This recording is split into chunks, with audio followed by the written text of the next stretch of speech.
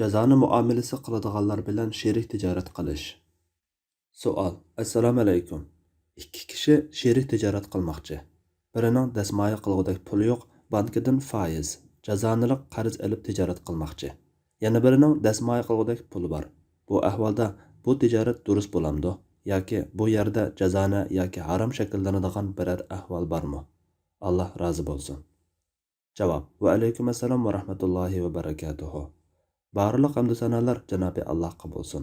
Durud va salomlar payg'ambarimizga, u zotning oxirat tavobatlariga, ashablariga va u zotga toki qiyomatgacha ergashganlarga bo'lsin. Alloh taolo aytganki, jazoni yeydiganlar qiyomatda saranliqdan shayton so'qiyotgan odamlardekla qopidi. Bu ularning ilm setim jazoniga o'xshash deganligidandir. Allah ilm setimni halol qilib, jazonini harom qildi. Şoňa kimki Parvardigori tarafidan vaznasat kelgandan keyin bolda qilsa, burun alg'ini o'zining bo'ladi. Uning ishi Allohga qoladi. Kimki jazoni qilishga qaytadigan, ana shular do'zax ahli bo'lib, ular uningda mangu qolg'uvchilardir. Ey iymon etganlar, Allohdan qo'rqinglar. Agar mu'min bo'lsanglar, qilib qolgan o'simni olmanglar. Agar unda qilmasanglar, Allah va uning rasuli tarafidan e'lon qilingan bir jangga duchor bo'lganliklarini bilinglar. Agar tavba qilsanglar, sarmoyanglar sizlarningdir. Zulmni qilmaysizlar, zulmga uchirmaysizlar. Agar qarzdorning qo'li qisqa bo'lsa, uning holi yaxshilangunicha kutinglar.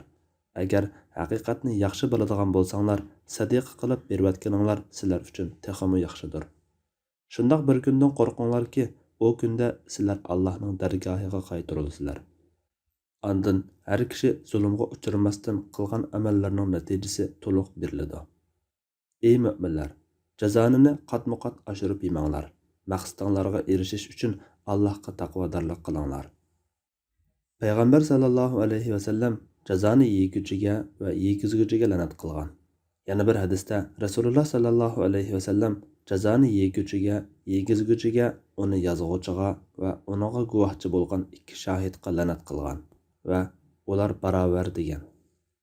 Jazoni barakatni yo'qotadigan og'ir gunohlarning biri bo'lg'achqa, musulmon kishi shirik tanlaganda tijorati barakatli bo'lishi uchun dindor, amin, rostchil kishilarni tanlashi intayin zarur.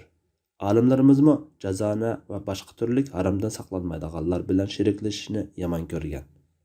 Bu sababdan siz shirik bo'lmoqchi bo'lgan kishiga nasihat qilishingiz va jazonining cho'ng gunohlarining eng cho'nglaridan ekanligini eskartib qo'yishingiz kerak. Natijada u kishi tavba qilib bu niyatidan yenishi lozim. Agar bilmay jazoni muomalasi qildiganlar bilan sheriklashib bo'lgan ahvolda tuvandagi ishlarga alohida diqqat qilinsa mayli. 1. Sherik dasmoyida yoki shirkat mol-mulkida va muomalalarda jazoni muomalasi bo'lmasligi kerak. 2. Qarzning o'simini sherik sarmoyaga tava puldan to'lamay, qarz olg'uchi o'z pulidan to'lishi kerak. 3. Sherik sarmoyaga tava mol-mulk o'sim uchun ra'naga qo'yilmasligi kerak. Yuqorqi shartlar topilmasa, sherik sarmoya o'simli qarzdan kelgan bo'ladi. Bu ahvolda bu shirkatdan darhol chekinish va sherikka o'simli qarzdan darhol qutulish uchun nasihat qilish vojib bo'ladi. Alloh eng to'g'risini bilguchidir. Fatvoda Dr. Abdul Aziz rahmatulloh. Fatvolar majmuasi 3-tom.